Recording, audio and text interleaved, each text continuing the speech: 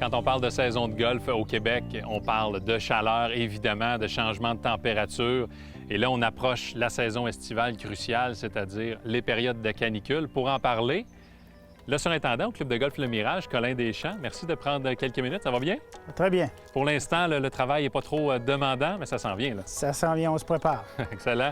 Colin, le nombre de canicules a augmenté au fil des ans et aussi la durée de ces canicules-là. Depuis combien de temps tu vois une évolution, un changement là, pendant nos saisons? Je dirais au moins 4 à 5 ans là, qu'on voit que les températures sont carrément là, à des niveaux là, soit très basses ou soit très hautes. Et puis juste l'année passée, on en a recensé 5 canicules, dont la première a été fin mai. Fait que c'est de plus en plus précoce aussi, si on veut, là. Les défis sur un parcours de golf, pendant que les golfeurs en profitent du parcours, vous devez travailler. Il faut expliquer que c'est pas pendant la canicule qu'on doit s'occuper du parcours. Le défi est avant, au niveau de la préparation. Exactement. C'est vraiment une grosse préparation qui doit se faire au niveau des analyses d'eau pour voir s'il y a des carences, s'il y a des choses à améliorer. On fait effectivement aussi des analyses de sol pour voir s'il y a des amendements à apporter, parce que l'idée, c'est que le gazon, il faut qu'il soit préparé et être le plus en santé possible, justement pour traverser ces grosses périodes de stress. Au printemps, le gazon est quand même plus fort parce que lui, il est en train de se préparer pour les chaleurs. Ça veut dire que ses niveaux de racines sont quand même assez forts. Nous autres, on dit que le garde-manger est plein.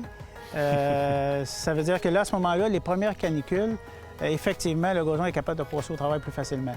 Sauf qu'il faut quand même avoir un bon setup au niveau de l'arrosage quand même, parce que quand c'est des 28-29 degrés, c'est quand même assez dur pour la plante. L'autre chose qui rentre en ligne de compte, c'est qu'au fil de la saison, les racines diminuent. Alors là, la marge de manœuvre rendue au mois de juillet, elle est plus courte. Fait que ça veut dire plus d'attention spéciale, plus d'arrosage aussi au niveau de la plante. On parle d'arrosage. Colin, on n'arrose pas n'importe comment. Il y a des tests au niveau de l'eau à faire et il y a aussi des tests au niveau de la surface. Exact. Les tests de l'eau, on parle de la qualité de l'eau. Comme j'ai expliqué, voir c'est des correctifs qu'on peut faire au niveau de nos produits. Si ton eau est alcaline, ça veut dire que c'est un pH élevé. À ce moment-là, il faut mettre des produits, nous autres, dans nos réservoirs pour baisser l'acidité. Un peu comme les piscines des gens. Exactement, exactement.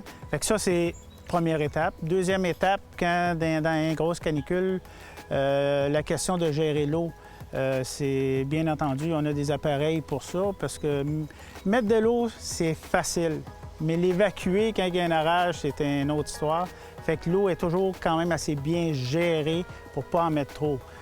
Si on met trop d'eau, bien oui, on aide au départ, mais à côté, dans le bas du départ, on peut créer des flaques d'eau. C'est pas ce qu'on veut non plus.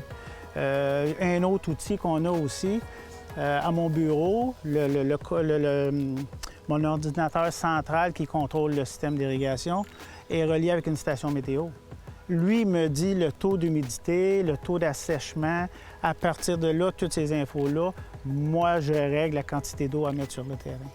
Quand on parle d'outils pour vérifier le taux d'humidité, ça se fait quand même assez facilement. Oui, on a un appareil. Dans notre jargon, ça s'appelle le TDR.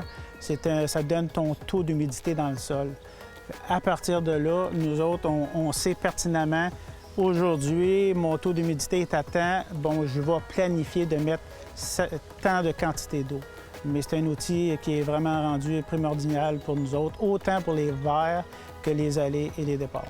J'ai une autre question. Pour ma pelouse, personnellement, à la maison, pour les autres peut-être qui écoutent, as-tu un truc en période de chaleur? Qu'est-ce que je peux faire pour limiter les dégâts, peut-être? Cette question-là m'est posée souvent. Le gazon, tout ce qu'il y a de besoin, c'est de l'engrais et de l'eau. À partir de ça, si c'est respecté, la personne, c'est à elle à mettre les efforts de couper son gazon peut-être 2 fois par semaine. Ça demande toujours un effort, mais si vous voulez quelque chose de qualité, il faut mettre les efforts, ça c'est sûr. C'est pour ça qu'il y a une équipe d'entretien qui s'occupe exclusivement des parcours de golf. Colin Deschamps, merci beaucoup. Ça fait plaisir.